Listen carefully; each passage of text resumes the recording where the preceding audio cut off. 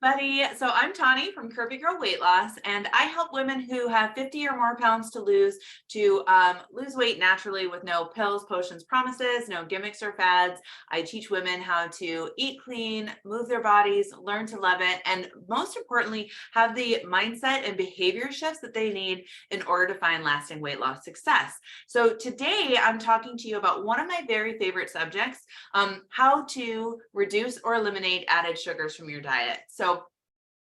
We are very, very passionate about this at Curvy Girl. It's actually one of the first things that we do with all of our clients inside of our different programs, because we find that if we can tackle sugar addiction, food addiction, carb cravings, all those types of things first, everything else is so much easier to fall into place. Now, is a sugar reset or a sugar detox challenging? Yes, it can be. All right. There are a few days where you might be a little bit uncomfortable and it's not super fun because it is a healing crisis. It's your body kind of coming away from the addiction. Just like any other type of addiction, there is that point in time, that withdrawal kind of period that you might find yourself in. Is it super long? No. Usually it's about 3 days for most people that we find. It can be up to 10 days according to research, but honestly, in the 25 years I've been doing this as a trainer, I haven't seen anybody ever take that long to get through the withdrawal period, or as I like to call it, the healing crisis. So today, I'm just talking about my 10 tips if you wanted to go ahead and try one of these detoxes on your own. It can be a little bit challenging to do them on your own. Several times throughout the year, we run them as a big group because we find that it just helps to have that extra support, that accountability, that place to go when, you're really having kind of a hard day or a rough time. It's nice to have that extra support. We are going to be running our next challenge, the Sugar Reset, coming up on January 17th. So I'm going to go ahead and drop the link in our description and our show notes. If you want to join us, you are more than welcome to. We have so many awesome things planned for you. We've got a dietitian approved meal plan. We're going to be doing some meal prepping to set you for success. We've got coaching calls, one-on-one support. We've got so many good things. So go ahead, head on over to curvygirlweightloss.com/sugar and check it out. See if it looks like something that would be up your alley. Feel free to shoot us a message. We're always happy to talk about it because, again, this is our favorite subject. So diving right in. Tip number one, go cold turkey. If at all possible, instead of trying to slowly reduce the amount of sugar that you're eating, try to just knock it out all at once. Yes, it's going to be a little bit more uncomfortable, but it'll be faster and you'll be able to get to the other side much quicker. And you're going to see those results much, much faster if you can just go cold turkey, have a plan, execute, and do it. Number two, stay hydrated. All right. When you get thirsty, your body really has a hard time understanding the difference between hunger and thirst. Your body doesn't always know. So making sure that you're staying hydrated is going to help you to manage your cravings and get through the process so much easier. Tip number three, make sure you're focusing on sleep. So the same kind of thing with that getting thirsty. When you're tired, your hormones get disrupted and it's much, much harder to tell the difference between when you're hungry, when you're full. Everything kind of goes a little bit haywire. So during this time, make sure that you're focusing on your sleep and you're getting enough.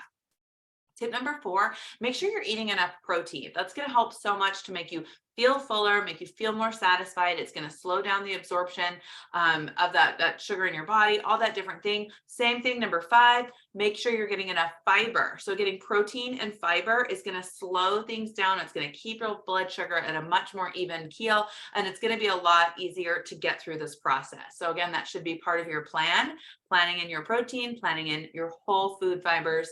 And for protein, we're talking about fish, poultry, legumes, things like that. Really nice, clean, healthy, lean options. Number six, gentle exercise if you can. Making time for that exercise. It's going to help your mental health. It's going to help your stress, your anxiety. I'm not talking about, starting some crazy powerlifting or doing 100 burpees. I'm talking like maybe go for a swim, go for a walk, go for a hike, some gentle yoga. Things like that are going to really support you in this time. You don't want to do anything too taxing on your body because it's just going to make the process harder, which is exactly the opposite of what we want to do. Number seven, distract your taste buds. So if you're a person, you get those cravings, have something ready. Maybe you eat something salty like a pickle. Maybe you get something spicy, followed up with some water. That can be really, really helpful to get you through those moments where you're having those cravings and move on, right? Because you want to get through the process, get to that rainbow on the other side. Number eight, Stay busy, plan some type of distraction. Maybe you get a new book that you're really excited to read. Maybe you start a craft project. Maybe you're planning to clean out a closet if that's something that you enjoy doing, whatever it happens to be. But have a plan to kind of keep yourself busy so that you can get through those moments that are a little bit tougher. And number 9, try to change your routine. This is a really big one. If you always go to the coffee shop and you get a really high sugar coffee in the afternoons, you're going to want to have a plan for what you're going to do instead, right? You're not just going to not do it. Maybe you're going to bring a coffee from home that's just got a little bit of coconut milk, or you make your own coconut creamer, which we have recipes and all that good stuff. Or maybe you're going to have some tea with just a tiny little bit of honey, whatever it happens to be. But change your routine if you can, especially for those moments that you know are going to be tough. And number 10, go to bed earlier, right? It's going to help to support your sleep. You're going to feel much better, and it's going to get you away from those late night cravings. So this is a great time when you're going through these detoxes and you're in that healing crisis time. Go to bed earlier, just remove yourself from the situation. Your body will thank you and you'll feel much better anyway. So those are our tips. If you want to have a list of those tips so that you have them for easy access, I will drop the link again below in the comments and in the show notes for you. We also have a bonus list of our favorite low sugar snacks that are going to help to get you through this process. So go ahead and grab those. Super, super simple. Make it as easy as possible on yourself. If this is something that you're really like, man, this sounds good, this is something I really need and I've been looking for, please check out our sugar detox, our sugar reset.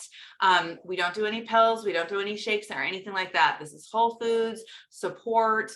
We've got prizes that we're going to be giving out because it just makes it fun, right? We always like to have fun along the way.